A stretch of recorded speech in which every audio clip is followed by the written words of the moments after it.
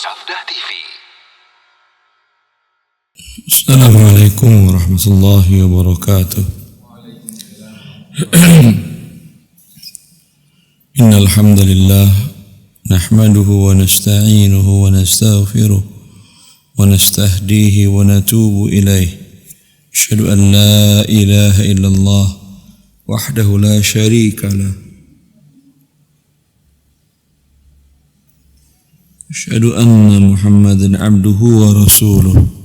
Allahumma salli wa sallim wa barik wa an'im ala nabiyyina Muhammadin wa alihi wa sahbihi ajma'in wa ba'du. Ikhwani wa akhwati fillah, ini tanggal 14 Rajab, bulan Allah yang mulia, termasuk bulan-bulan haram, bulan-bulan yang mulia. Allah mengatakan, Inna Allah indahu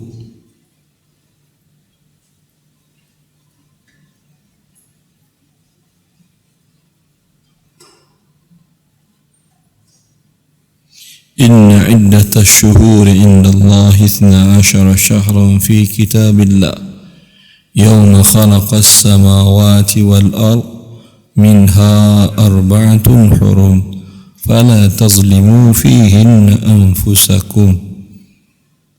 Allah mengatakan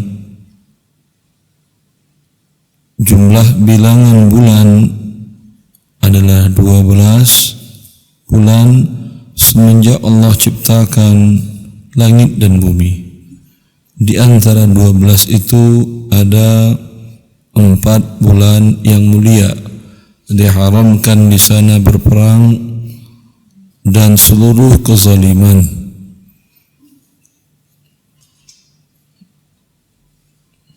Pada dasarnya berbuat dosa dan kezaliman kapanpun dilarang. Tetapi khusus pada bulan-bulan ini Allah mengkhususkan larangannya dengan mengatakan fala tazlimu fihinna anfusakum, janganlah kalian menzalimi diri kalian pada bulan-bulan tersebut. Dan kaidah dalam syariat, bila Allah melarang sesuatu, maka lawan dari sesuatu yang dilarang berarti diperintahkan atau dianjurkan. Sebagaimana diharamkan berbuat zalim pada hari-hari ini lebih ditekankan, berarti berbuat adil, berbuat kebajikan dan kebaikan di hari-hari ini tentu pahalanya lebih ditekankan di sisi Allah Jalla fi'ulah. Adapun salat tertentu, salat raghaib atau hal-hal tertentu, puasa-puasa tertentu, tidak ada.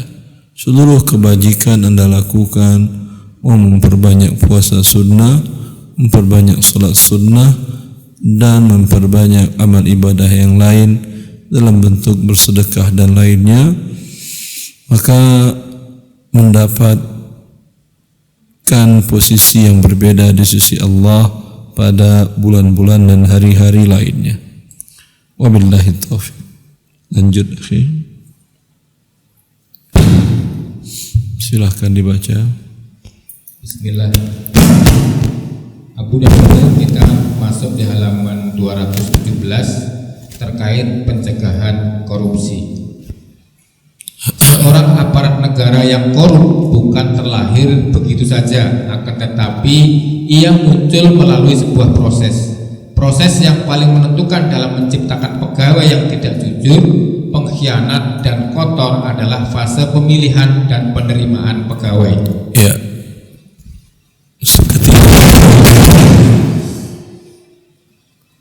Ketika ini sudah menjadi kenyataan di depan mata, bagaimana cara memperbaikinya?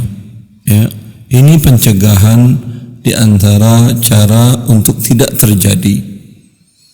Di antara cara solusi darurat koruptor atau atau korupsi di negara kita adalah kembali kepada agama Allah Jalla fi'ula, hatta sarji'u ila dinikum,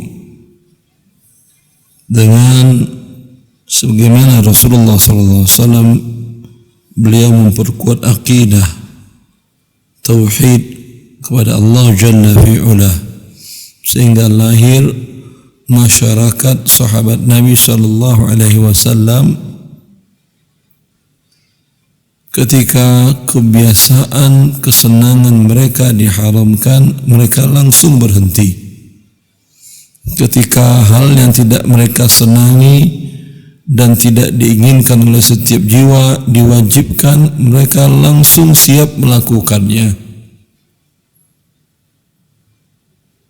Minum khamar dalam adat istiadat Arab jahiliyah seperti minum air putih, minum air teh bagi kita, dan bahkan lebih. Tetapi ketika Allah mengharamkan khamar, itu mereka tanpa banyak cerita, tanpa banyak debat, mengeluarkan kendi-kendi khamar dari rumah-rumah mereka, sehingga gang-gang di kota Madinah banjir khamar. Sampai sekarang dunia manapun membuat aturan dalam masalah khamar tidak pernah berhasil. Maka di dalam hal ini, dalam hal korupsi, maka jadi penting penguatan akidah dan tauhid, baik tauhid rububiyah, tauhid uluhiyah, dan asma wa sifat. Ketika seseorang tahu, yakin firman Allah dengan mengatakan, Allah mengatakan, yauma yaqumun nasu li rabbil alamin, saat nanti manusia berdiri di hadapan Allah Rabbul Alamin, dan Nabi mengatakan, ma minkum min ahadin illa sayukallimuhu rabbuh, tidak satu pun di antara kita melainkan nanti Allah mengajak Anda berbicara. Allah minta pertanggungjawaban kepada Anda atas perbuatan Anda, sehingga setiap orang ketika diaudit amalannya di hadapan Allah, dia melihat ke kanan tidak ada amalannya, melihat ke kiri tidak ada amalannya. Dia yakin sudah masuk ke dalam neraka Allah Jalla fi'ulah.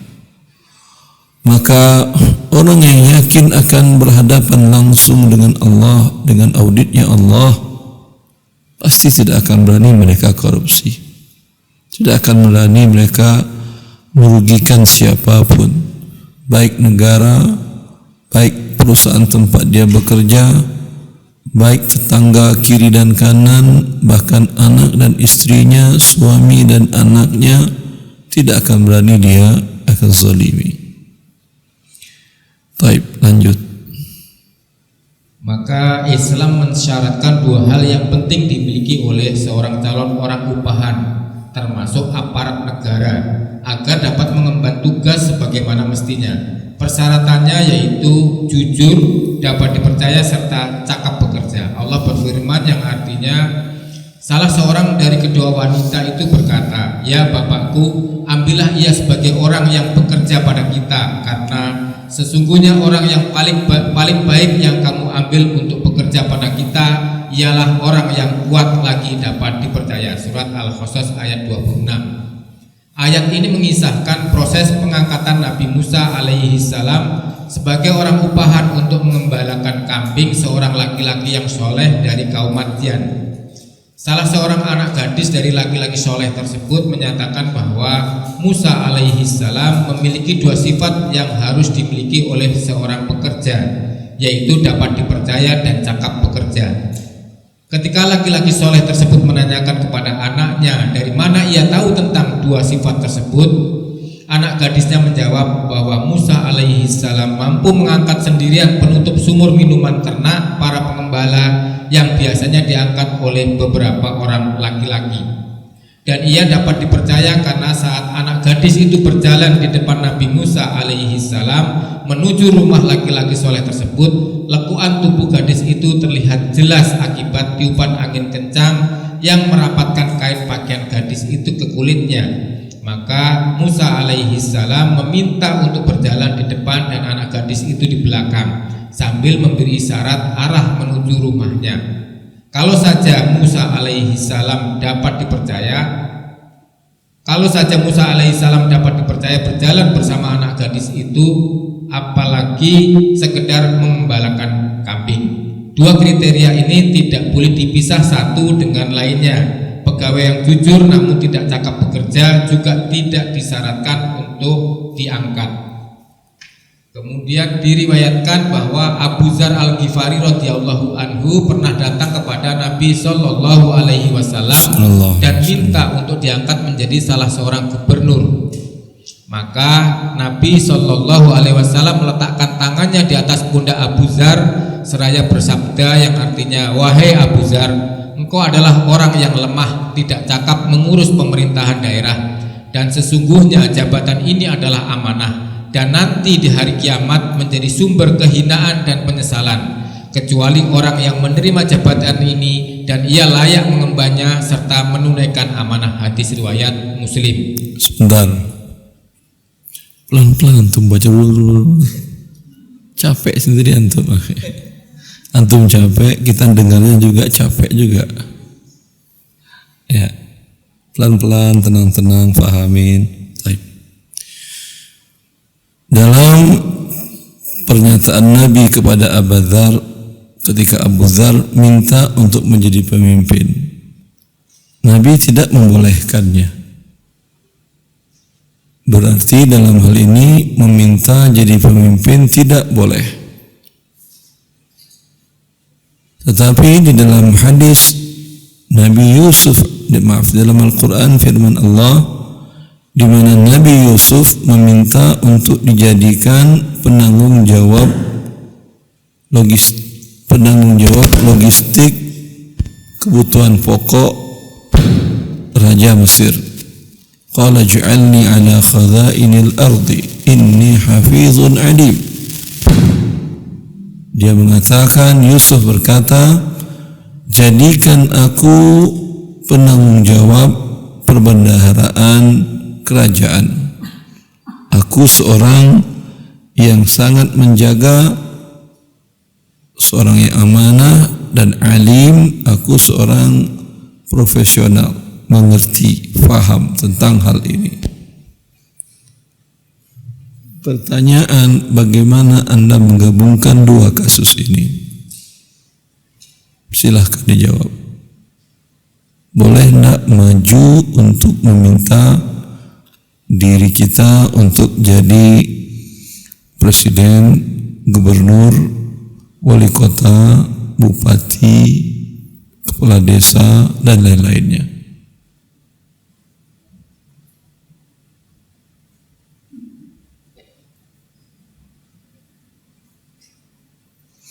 Kalau Anda dicalonkan atau Anda maju dan kans untuk menang ada, kira-kira boleh tidak Anda maju? Bapak-bapak yang senior mungkin tidak boleh karena umur sudah senior. Saya tanya teman-teman yang masih muda, ibu-ibu boleh maju? Ibu boleh?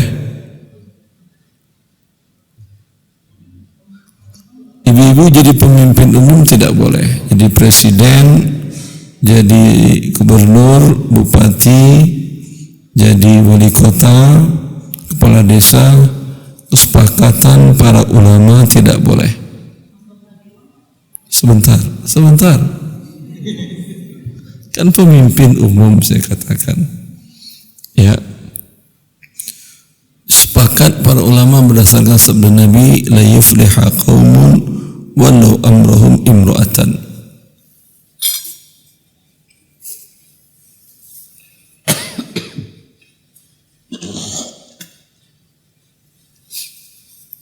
Tidak akan berjaya dan menang suatu kaum bila mereka mengangkat pemimpin mereka adalah seorang perempuan. Sabda Nabi sallallahu alaihi wasallam. Kalau Anda mengatakan, para ibu-ibu, bagaimana dengan Ratu Bilqis Bukankah dia menjadi ratu di negara Saba, sehingga Saba menjadi negara yang tentram, makmur dan aman? Bagaimana? Satu-satu dulu pertanyaan saya.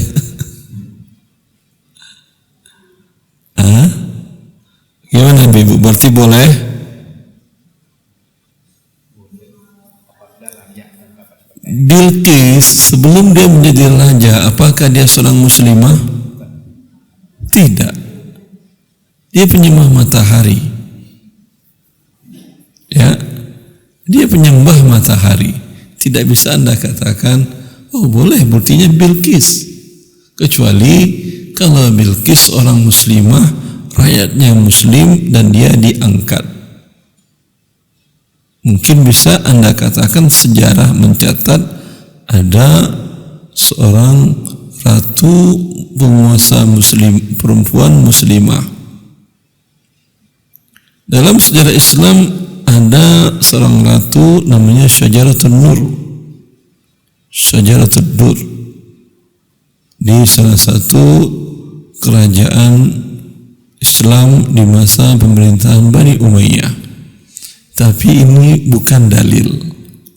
Kalau sekarang Anda berkata Bangladesh Perdana Menterinya perempuan dan bagus, mana ada bagus? Indonesia presidennya perempuan bagus, wallahu a'lam, saya tidak tahu. Yang tahu tentu data yang menjelaskan dia bagus, berhasil atau tidak dalam memimpin negaranya. Kenyataan di dalam Islam bukan dalil. Paham? Ya, kenyataan dalam Islam bukan dalil. Allah mengharamkan riba. Lah, sistem keuangan di negara Islam dari bank sentral sampai bank emok, ya, bank keliling, semuanya sistem riba. Berarti apakah riba halal? Tidak. Ya, perempuan muslimah wajib menutup auratnya. Kita lihat kaum muslimah di Indonesia menutup auratnya tidak sampai mungkin 20%. Ya. Apakah mereka keluar dari Islam? Jawabannya tidak. Apakah ini menjadi bukti dalil bahwasanya menutup aurat tidak wajib? Juga tidak. Anda tidak bisa berdalil kepada kondisi yang ada. Ya, apalagi Anda tambahkan dalilnya di Mesir, di Suriah, di Lebanon, di negara-negara di situ banyak orang yang tidak pakai kerudung juga. Ini juga tidak dalil. Jelas. Ya. Kembali kita kepada pembahasan, bolehkah meminta pemimpin? Tergantung. Dalam hadis yang Nabi melarang, itu Nabi tahu karakteristik, kriteria dari Abu Dzar Al-Ghifari. Abu Dzar Al-Ghifari, beliau prinsip hidupnya itu berbeda dengan kebanyakan orang, dan beliau tipenya ingin mengajak orang kepada cara pandang hidup beliau khusus. Islam tidak melarang, tidak membolehkan, tidak melarang dan juga tidak menganjurkan, tapi memaksa orang dalam hal mubah tidak boleh. Abu Dzar, beliau hidup dengan kondisi berbeda dengan kebanyakan para kaum muslimin, di mana kaum muslimin, para sahabat Nabi, ketika susah hidup kondisi susah, tapi ketika dilapangkan oleh Allah hidup dengan kondisi dilapangkan Allah. Ya, Maka ini cara pandang Abu Dzar. Khawatir Rasulullah beliau mengangkat beliau akan mengajak rakyat-rakyat yang dipimpinnya untuk hidup sesederhana mungkin. Ya, Anda punya pendapatan umpamanya sebulan 20 juta, biaya hidup pokok Anda cukup 5 juta, Anda hidup 3 juta, kemudian sisanya sedekahkan. Ini gaya hidup Abu Dzar Al-Ghifari radhiyallahu ta'ala an. Ya, sehingga Abu Dzar Al-Ghifari dalam masa pemerintahan khilafah Utsman bin Affan, Utsman pernah memanggilnya ke Madinah karena di waktu itu dia berada di Syam dan beliau mengajak orang, bahkan mengajak Muawiyah radhiyallahu ta'ala anhum ajma'in untuk hidup seperti beliau. Ya, maka Utsman memanggilnya ke Madinah untuk tinggal di Madinah karena prinsip yang beliau gaungkan itu, kalau sekarang mungkin orang menganggapnya orang-orang sufi, tapi sufi sekarang pakainya bagus-bagus, mobilnya mahal-mahal, rumahnya gedongan. Kalau sufi zaman dulu, mungkin beberapa puluh tahun yang lalu, mereka hidup kondisi pakaian compang-camping, ya, kotor, dan bahkan minta-minta.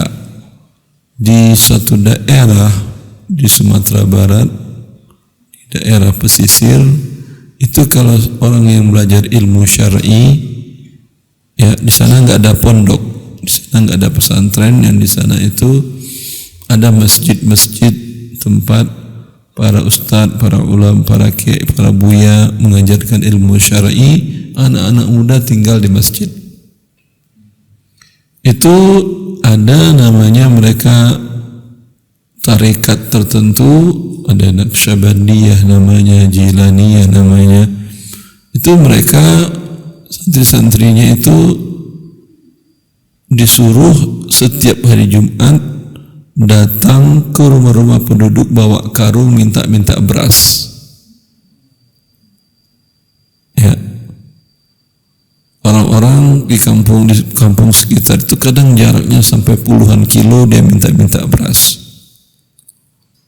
Ya, orang-orang kampung mengatakannya fakih.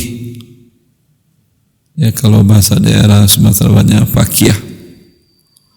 Kalau ada dia orang bawa anak-anak muda gagah, segar badannya, datang pakai kain sarung, pakai baju putih, pakai karung beras yang kain apa namanya itu, koni kuning yang putih, ya, yang putih. Itu ketok pintu, assalamualaikum. Dari dalam orang kalau dah suaranya bukan suara orang biasa, jawab maaf Luqiyah. Ya, sehingga orang belajar ilmu agama di kampung sekitar itu, ketika saya mau belajar ilmu agama, nanti kamu jadi minta-minta ke rumah-rumah penduduk, minta beras. Mereka nggak bekerja. Beda mungkin di sebagian daerah lain. Itu di sebagian daerah yang ada mereka, kalau orang puasa 30 hari, mereka 40 hari. Sunan perbuatan Nabiullah Yusuf alaihissalam ketika dia meminta, dia memang cakap memenuhi standar hafizun alim. Orangnya amanah, berarti dapat bisa menjaga sesuatu, alim, profesional, mengerti, faham tentang job desk-nya. Lanjut.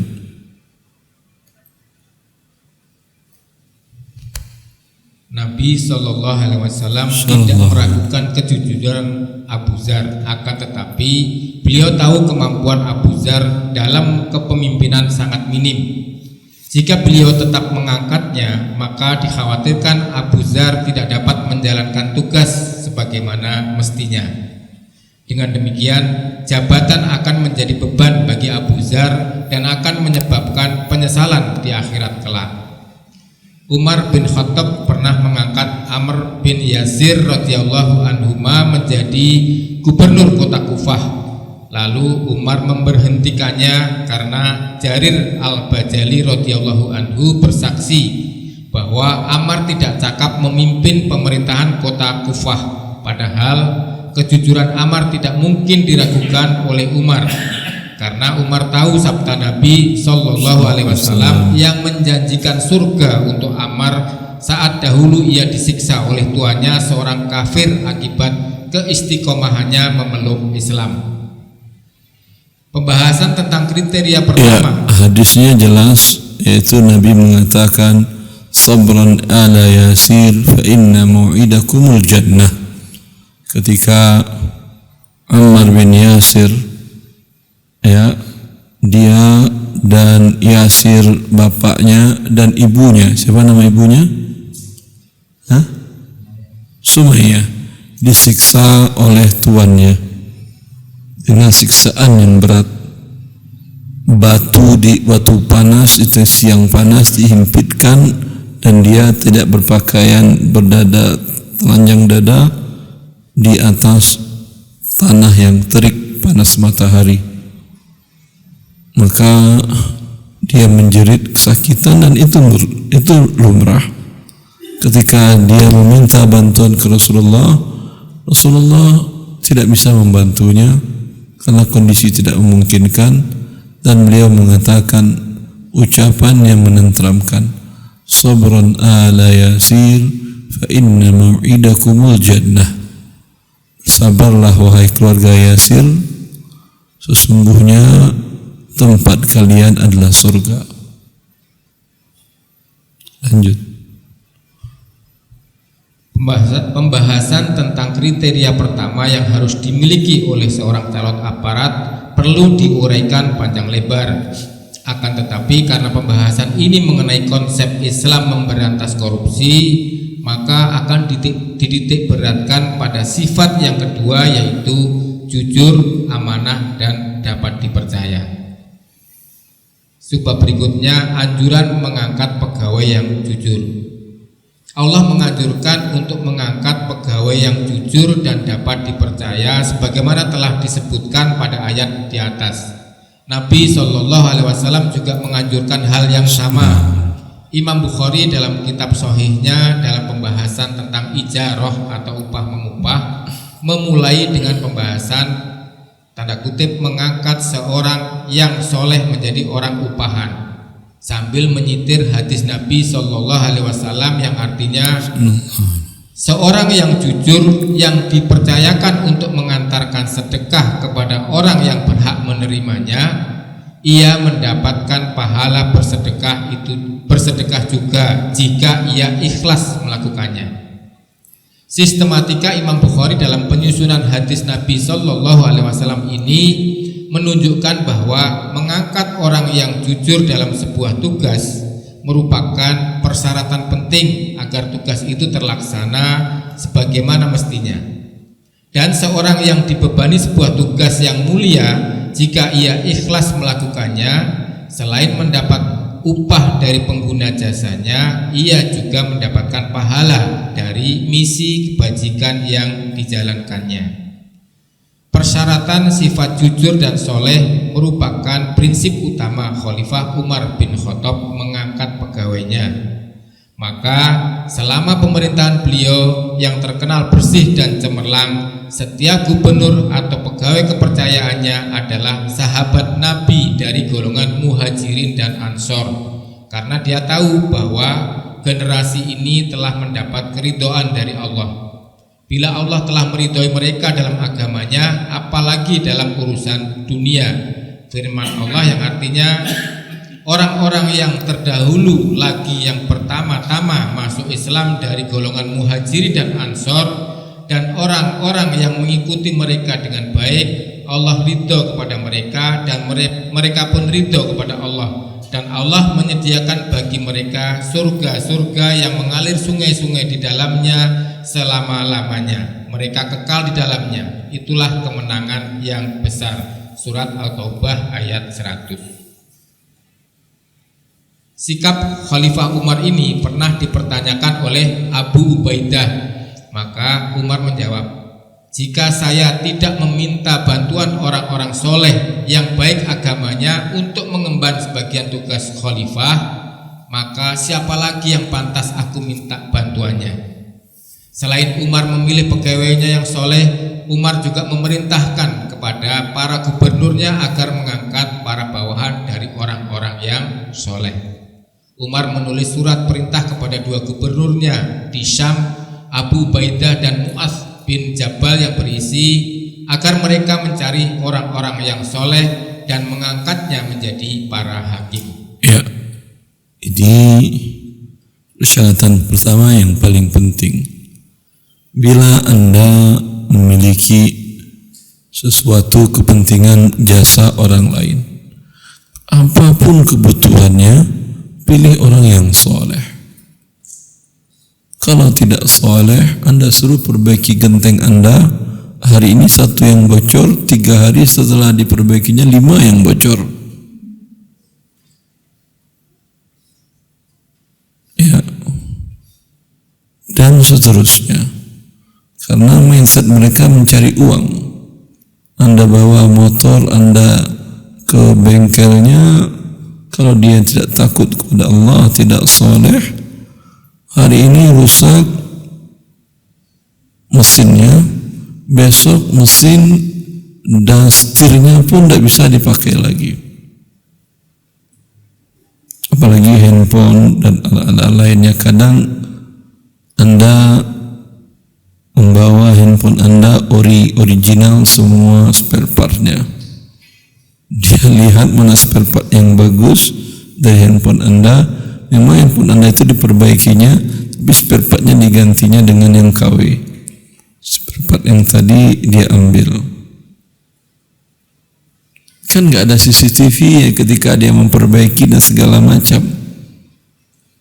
Maka hal apapun dalam hidup Anda butuh jasa orang lain, baik kebutuhannya sebentar atau kebutuhannya kontrak akad panjang per bulan, per tahun, ya, atau akad tidak berakhir kecuali wafat salah satu 2 pihak berakad. Tentu lebih penting lagi orang yang soleh, orang yang jujur, orang yang amanah. Apapun posisinya, ya, baik ART, sopir, apalagi ART, dia bersihin rumah Anda, tahu dia semua isi rumah Anda. Kalau dia seorang wanita tidak amanah, ketika Anda pergi keluar kota, lebaran, mudik atau apa, ya, tahu-tahu rumah Anda sudah dibongkar maling, habis semua barang-barang berharga Anda yang Anda simpan. Kira-kira yang tahu bagian rahasia rumah Anda tentu yang setiap hari masuk ke rumah Anda. Ya, maka itu perlunya mengangkat orang-orang yang soleh, walau untuk hal yang sekecil-kecilnya. Ini juga menuntut kita untuk menjadi orang yang soleh. Karena bagaimanapun suatu saat kita juga akan menjual jasa kita. Baik. Lanjut. Sebab berikutnya, mengangkat calon pegawai yang zuhud. Sifat zuhud dan tidak tamak dengan gemerlap dunia merupakan penyebab utama seorang pegawai dapat bersikap jujur, bersih dan tidak korup. Maka memilih calon pegawai yang zuhud merupakan kunci dalam pemberantasan kejahatan korupsi. Khalifah Umar sering menguji kezuhudan para gubernurnya. Ya, zuhud itu bukan tidak butuh dunia, dia butuh dunia tapi tidak tamak. Dia ambil seperlunya untuk kebutuhan dunia ini. Itu artinya zuhud. Artinya kalau jasa dia normalnya per jam umpamanya 1 juta, ada orang nawar 800.000, dia siap memberikan jasanya. Ya, bukan dia mantap malah minta naik. Ada orang yang nawarkan normalnya 1 juta per jam, ada yang butuh dan dia yang nawarkan yang akan menggunakan jasanya 1.100.000. Dia akan katakan harga pasarnya 1 juta, Pak. Ya, ini orang yang zuhud. Selain tadi amanah dan soleh, tidak terlalu silau dengan gemerlap dunia, tidak terlalu tamak. Itu yang zuhud. Bagaimana menguji kezuhudan orang? Apakah dengan penampilan pakaian, kendaraan, makanan? Juga tidak. Terlihat bagaimana Khalifah Umar sering menguji kezuhudan para pegawai pemerintahannya, itu para gubernurnya. Lanjut. Ibnu Mubarak meriwayatkan dalam kitabnya As-Sud, suatu ketika Umar mengambil 400 keping uang dinar, kurang lebih 1,7 kilogram emas. Ya, sekitar 3 miliar ya. Lalu ia memasukkannya ke dalam sebuah pundi. Kemudian ia berkata kepada budaknya, berikan ini kepada Abu Ubaidah. Lalu berdiamlah sebentar di rumahnya, cari tahu apa yang dia lakukan dengan pundi tersebut. Kemudian budak itu pergi membawa pundi itu kepada Abu Ubaidah. Seraya berkata, ini hadiah dari Amirul Mukminin untuk memenuhi kebutuhanmu. Abu Ubaidah menerimanya lalu berkata, semoga Allah merahmati Amirul Mukminin. Lalu Abu Ubaidah memanggil budaknya dan berkata, berikan 7 keping uang emas ini kepada si fulan, 5 keping untuk si fulan, hingga habis uang 400 keping saat itu juga. Lalu budak Umar pulang dan melaporkan apa yang dia saksikan. Kemudian Umar melakukan hal yang sama terhadap Mu'adz bin Jabal. Mu'adz bin Jabal menerima hadiah khalifah seraya berkata, semoga Allah merahmati khalifah. Lalu Mu'adz memanggil budaknya dan berkata, berikan sekian untuk rumah si fulan dan sekian untuk rumah si fulan. Istri Mu'adz muncul dan berkata, kita juga orang miskin, berilah bagian untuk keluargamu. Mu'adz melihat isi pundinya ternyata hanya tersisa 2 dinar, lalu ia berikan untuk istrinya. Budak Umar pulang dan melaporkan hasil persaksiannya. Mendengar berita itu, Umar gembira seraya berkata, yang artinya mereka sahabat Nabi adalah bersaudara, satu dan lainnya memiliki akhlak yang sama. Ya, Umar menguji para sahabat Nabi radhiyallahu anhum cara terpisah. Satu di Kufah, Abu Ubaidah bin Al-Jarrah. Satu lagi di mana? Mu'adz bin Jabal. Di mana? Satu di Yaman. Ya. Sebentar, tadi 2 gubernurnya. Satu di Kufah, satu di mana?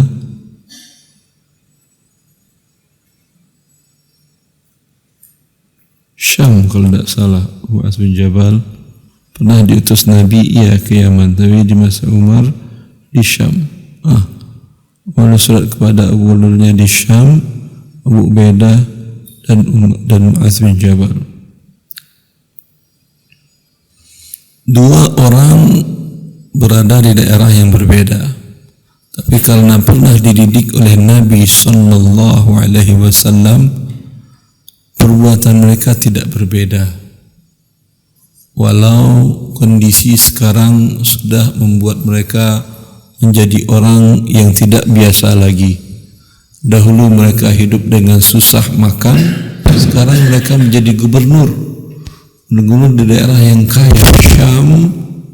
Syam itu meliputi Suriah sekarang, Palestina, Lebanon, ya, itu daerah-daerah penghasil kurma, kemudian zaitun, kemudian buah tin dan gandum dari masa dahulu.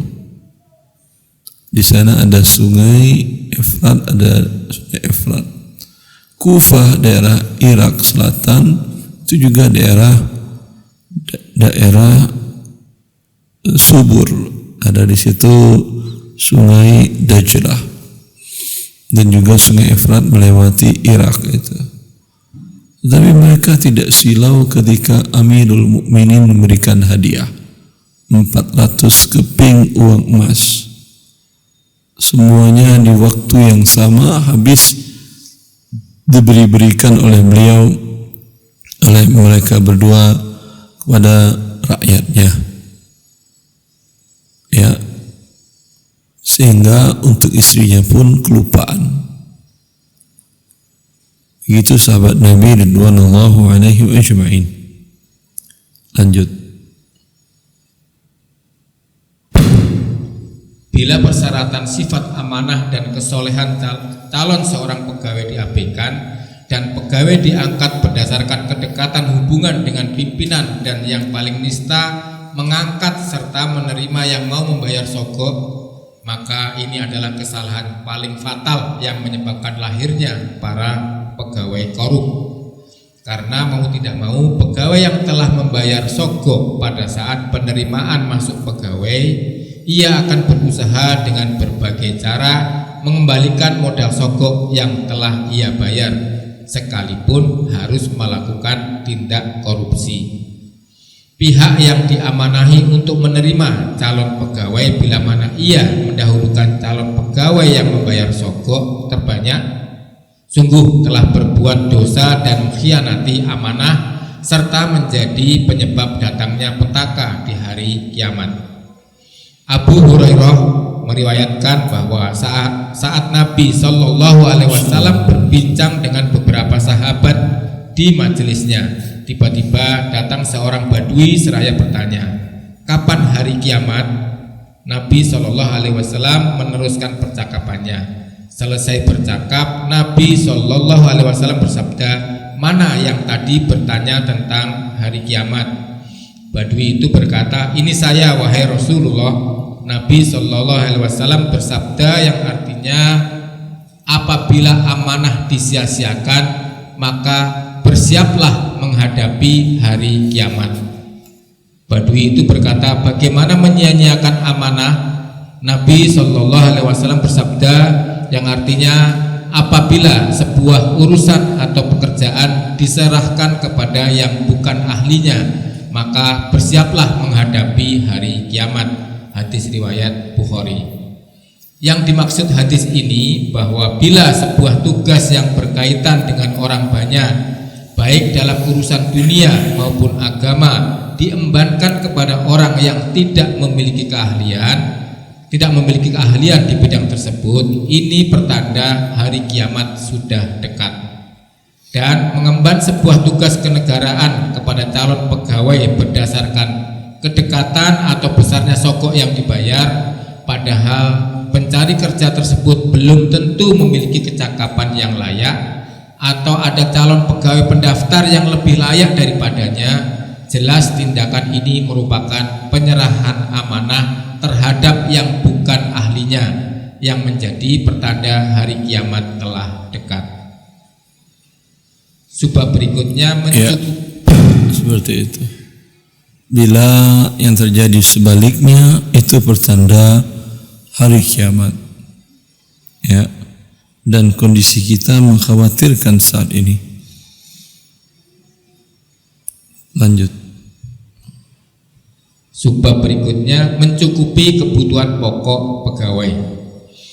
Setelah menerima dan mengangkat pegawai yang jujur, terpercaya serta cakap bekerja, hendaklah negara mencukupi kebutuhan pokok pegawai seperti pangan, sandang, dan papan agar dia tidak tergoda untuk berbuat khianat menggelapkan uang negara dengan alasan untuk menutupi kebutuhan pokoknya.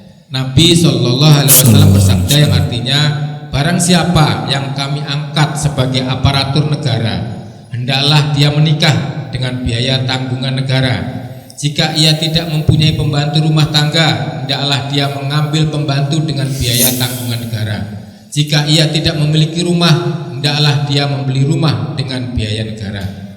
Abu Bakar berkata, aku diberitahu bahwa Nabi SAW bersabda, barang siapa aparat yang mengambil harta negara selain untuk hal yang telah dijelaskan, sungguh ia telah berbuat ghulul atau dia telah mencuri harta negara. Hadis riwayat Abu Daud. Hadis ini dinyatakan sahih oleh Al-Albani.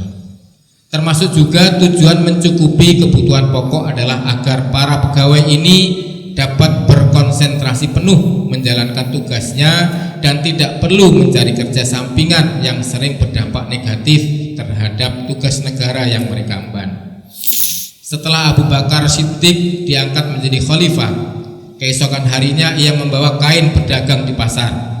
Umar dan Abu Ubaidah radhiyallahu anhum melihat Abu Bakar berjualan di pasar. Lalu mereka meminta Abu Bakar untuk berkonsentrasi mengurusi khilafah. Abu Bakar berkata, dari mana saya dapat mencukupi kebutuhan keluargaku? Mereka berkata, akan kami ambilkan dari Baitul Mal. Maka setiap harinya Abu Bakar diberi honor sebanyak 1/2 ekor kambing. Terutama sekali yang sangat pantas diberi upah yang cukup, bahkan lebih dari cukup, adalah para aparatur negara yang dipercayakan mengurusi lalu lintas keuangan dalam jumlah besar, seperti para pejabat penentu kebijakan, para pegawai yang mengurusi proyek-proyek negara, para penegak hukum yang sering menghadapi sengketa harta dalam jumlah besar, dan lainnya. Mereka ini sangat rawan untuk korupsi, mengingat keseharian mereka bersentuhan dengan uang dalam jumlah yang menggiurkan. Sedangkan mereka hanya menerima gaji yang terkadang tidak dapat menutupi kebutuhan pokok. Hal ini sangat diperhatikan Umar bin Khattab sehingga ia pernah berpesan kepada para gubernurnya agar kebutuhan para bawahan mereka dicukupi supaya tidak melakukan korupsi. Umar memberi honor kepada para hakim di masa pemerintahannya sebanyak 50 keping emas atau 212 gram emas per bulan. Ya, berapa rupiah itu?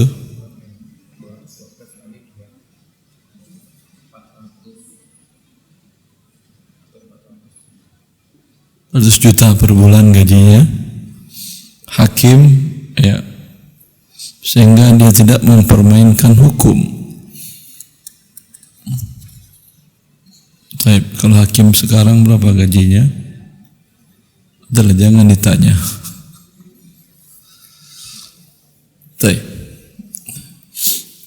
Berikutnya adalah pengawasan. Jadi pencegahan dari awal, mengangkat yang amanah, zuhud, kemudian bagian dari pencegahan dipenuhi kebutuhannya. Bila kebutuhan sudah dipenuhi, kebutuhannya dipenuhi, bukan kebutuhan yang murah.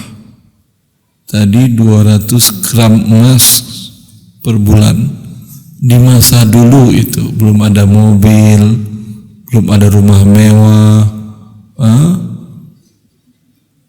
belum ada handphone mahal, belum, hanya baju pakai. Maka ya enggak tahulah kita kehidupan masa dahulu, motor pun tidak ada, sepeda pun tidak ada, tapi gaji mereka tetap besar, 212 gram emas, 1 gramnya 1.500.000 kali 200, berarti 300 juta gajinya.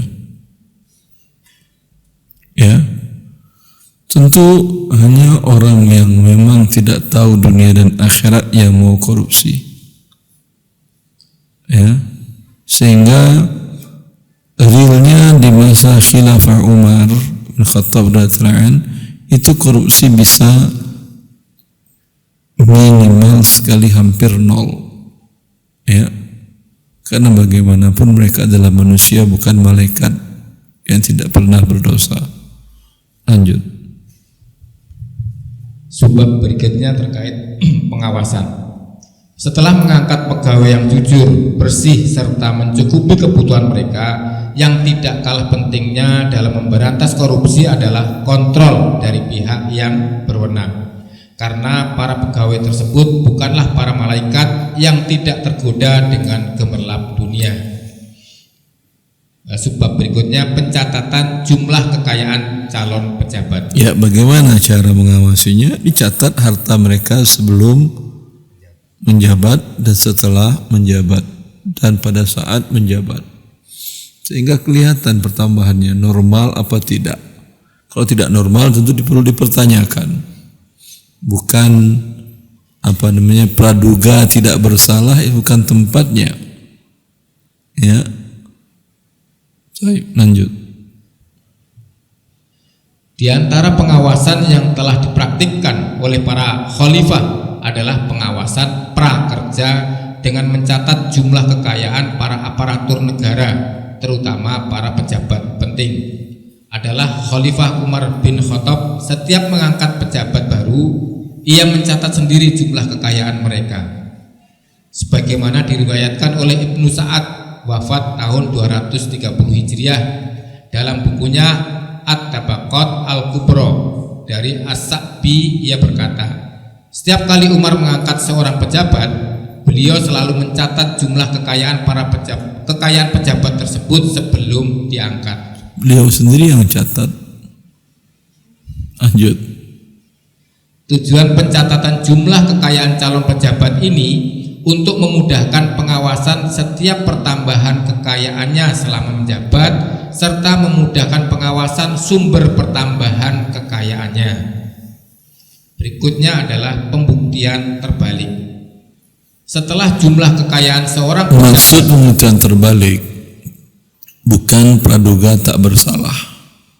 Bila pertambahan hartanya tidak normal, itu disita oleh negara dulu. Setelah disita, dia harus mempertanggungjawabkan. Bila dia dapatkan dengan cara yang halal, baru negara serahkan lagi kepadanya. Ya, seperti itu. Ada di Indonesia seperti ini penerapan pencatatan laporan kekayaan para pejabat.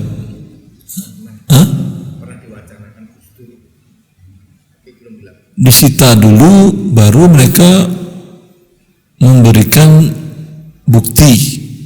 Tidak pernah ada wacana-wacana pun, tidak pernah. Paham? Disita dulu, paham maksudnya? Namanya dicatat hartanya ketika menjabat, semuanya rumah, kendaraan, rupiah dan emas seluruhnya 1 miliar. Baru 1 tahun menjabat, dicek lagi berapa hartanya, ternyata 5 miliar. Gaji berapa? 40 juta. Dan peraturan boleh pejabat melakukan pekerjaan lain? Bisnis dia boleh? Tidak tahu saya di Indonesia. Kalau di Arab Saudi tidak boleh. Jangankan pejabat, PNS saja tidak boleh punya kerja sampingan. Sehingga saya tahu, saya waktu saya di Riyadh itu kan setiap usaha di sana pakai nama pemilik untuk mengurus izin usahanya. Anda buka warung kecil, itu tertulis nama pemiliknya, nama pemilik, kemudian nama registrasi, nama lisensi, nomor lisensinya. Kalau Anda pegawai negeri, itu tidak akan keluar lisensi. Ya, biasanya kalau mereka ngakelin, ya, dia punya usaha pakai nama istrinya yang non pegawai negeri dan sebaliknya. Tapi kalau orang yang baik, dulu ada doktor ngejar, doktor fikih di kampus, ngajar fikih beliau, tapi beliau lebih suka bisnis, dagang, buka toko. Sebelum buka toko dia resign dulu, berhenti dari dosen. Padahal gaji dosen itu untuk orang Saudi sekitar $5.000 gajinya per bulan. Tapi menurut dia lebih enak bisnis, tapi dia tetap ngajar di masjid, bukan meninggalkan ilmu sama sekali. Ngajar di masjid, tapi dia tidak ngajar di kampus lagi. Itu dia resign dulu, baru bisa bikin toko jual pakaian. Seperti itu. Di Indonesia ada aturan ini? Saya tidak tahu. Kalau aturan ini tidak melarang, itulah kesempatannya. Karena kalau perizinan melalui dia boleh berdagang juga. Konflik of interest merugikan orang. Dia yang menguasai, dia boleh juga bisnis. Ya, seperti itu. Itu maksudnya pembuktian terbalik. Disita dulu, pertanggungjawabkan. Kalau tidak, jadi milik negara. Apakah negara merampas? Ia merampas, tetapi untuk kepentingan kemaslahatan umum, karena Anda pejabat. Kalau Anda rakyat biasa, tidak normal, pertambahan Anda tidak akan disita, tidak akan dianggap Anda pengedar narkoba atau punya ganja dan segala, nanam ganja, tidak. Kalau Anda orang rakyat biasa, tapi khusus pejabat seperti itu. Itu telah diterapkan Umar di masanya. Fadhil, silakan. Pengawasan berikutnya adalah pembuktian terbalik. Setelah jumlah kekayaan seorang pejabat dicatat, maka bila terlihat hartanya bertambah dengan cara yang tidak normal, pihak yang berwenang berhak meminta pembuktian terbalik. Pembuktian terbalik ini telah diterapkan Khalifah Umar pada masa pemerintahannya. Bahkan bukan sekedar pembuktian terbalik, Umar malah memberhentikan salah seorang gubernurnya pada saat melihat pertambahan kekayaannya dianggap tidak normal tanpa terlebih dahulu dibuktikan oleh pejabat yang tertuduh. Diriwayatkan oleh Abu Razak dalam kitabnya Al-Musannaf dengan sanad yang sahih bahwa saat Abu Hurairah radhiyallahu anhu, gubernur Bahrain yang diangkat oleh Umar, datang berkunjung ke kota Madinah, membawa kekayaannya sebanyak 10.000 keping uang emas atau kurang lebih 42,5 kg emas. Ia disambut oleh Umar dengan hardikan, "Wahai musuh Allah dan musuh kitabnya, apakah engkau mencuri harta Allah atau harta negara?" Abu Hurairah menjawab, "Aku bukanlah musuh Allah, juga bukan musuh kitabnya, tetapi aku adalah musuh orang yang memusuhi Allah dan kitabnya, serta aku bukanlah pencuri harta Allah." Umar berkata, "Dari mana uang 10.000 dinar ini kau dapatkan?" Abu Hurairah menjawab, "Kudaku berkembang biak, hasil usaha budakku naik, dan pembagianku dari harta rampasan perang menumpuk." Saat itu juga seluruh harta Abu Hurairah disita oleh Umar untuk diselidiki, serta Abu Hurairah dipecat. Lalu Abu Hurairah berdoa, "Ya Allah, ampuni Amirul Mukminin." Setelah diperiksa, ternyata harta tersebut benar didapatkan oleh Abu Hurairah dengan cara yang halal atau bukan korupsi. Dan Umar meminta kembali Abu Hurairah untuk menjadi gubernur, namun Abu Hurairah menolaknya. Ya, ditolak lagi, sudah dipermalukan. Ya, itu begitu Umar radhiyallahu taala an.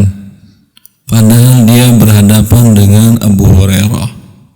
Abu Hurairah sahabat Nabi yang paling banyak meriwayatkan hadis dari Nabi sallallahu alaihi wasallam. Artinya, kalau dia adalah orang yang tidak jujur, itu syariat Islam akan diragukan. Tetapi bagi Umar, ya, kondisinya beda. Ada hal yang menunjukkan tidak normal, ya tetap beliau lakukan.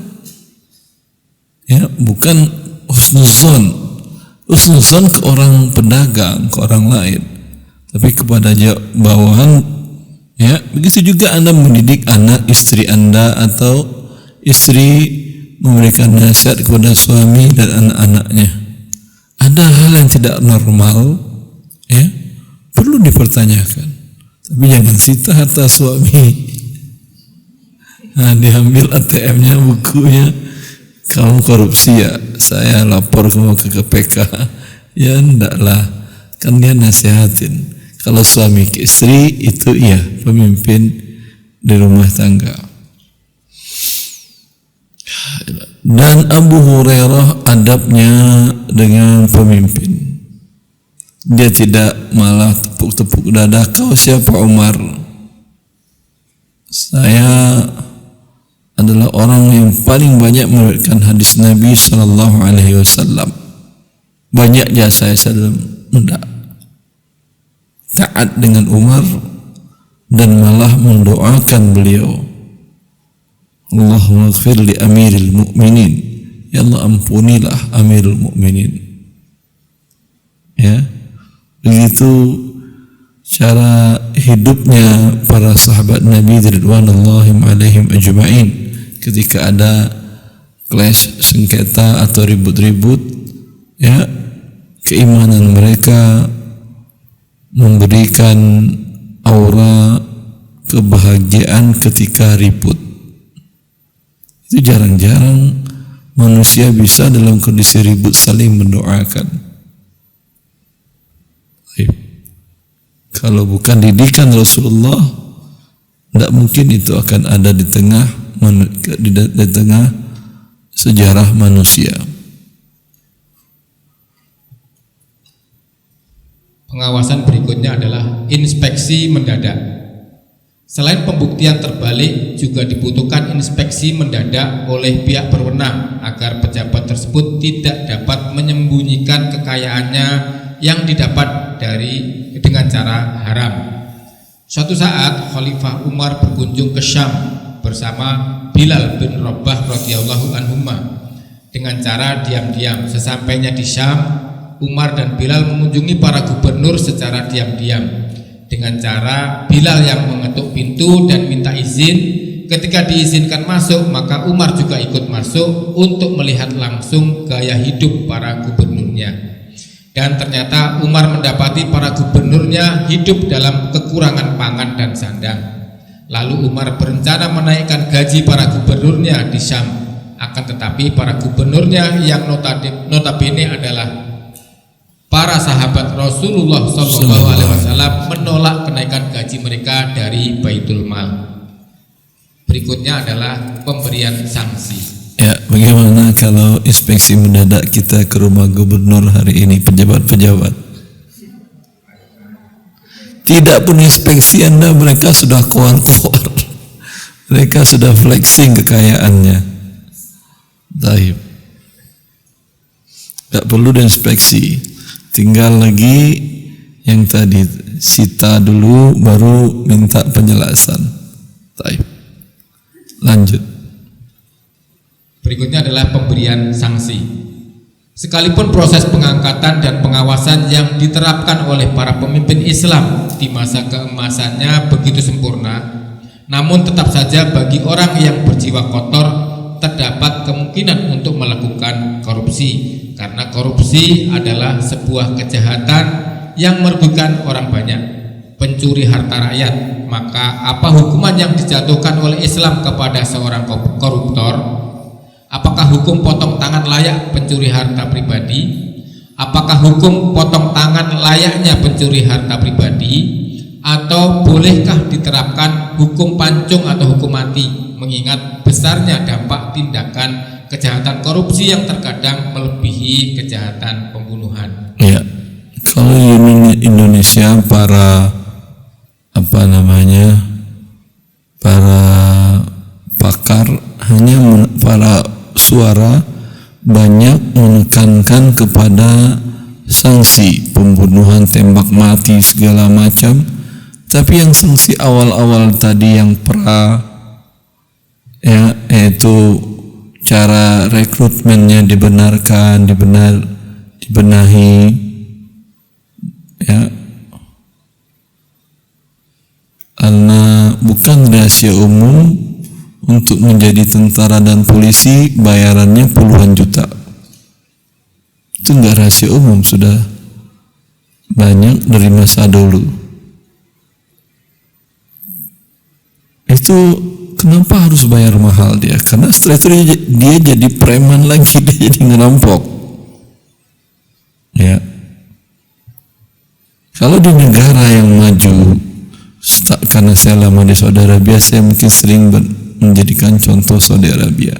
Di Saudi Arabia orang tidak mau jadi polisi dan jadi tentara, tidak mau. Ya, lebih orang di sana itu paling suka laki perempuan itu jadi guru, jadi dosen. Itu pekerjaan terhormat, gaji paling tinggi. Ya, sehingga beda bentuk polisi di sana dengan di Indonesia. Saya pernah nabrak mobil polisi di Mekah. Ya, itu saya kira saya akan dikerjain. Saya turun baik-baik, dia suruh dah jalan-jalan kata dia. Alhamdulillah kalau Indonesia saya datang mobil saya mungkin gak bisa dibawa lagi. Seperti itu. Karena mereka masuk untuk jadi polisi, jadi tentara gratisan, ya.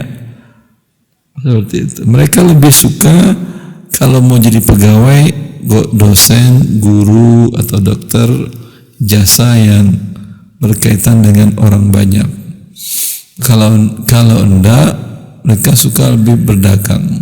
Tadi saya katakan sudah jadi dosen dengan gaji besar saja masih suka dagang. Ya. Seperti itu. Allahul musta'an wa hayatuklan. Semoga Allah perbaiki negara kita. Cukup atau kita lanjut baca dari buku? Cukup kali ya. Karena pembahasan ini panjang, potong tangan. Atau baca sedikit lagi, 3 halaman lagi, 4 halaman lagi. Cukup lah ya, ibu-ibu. Cukup. Subhanakallahumma bihamdika asyhadu an la ilaha illa anta astaghfiruka wa atubu ilaik. Assalamualaikum warahmatullahi wabarakatuh.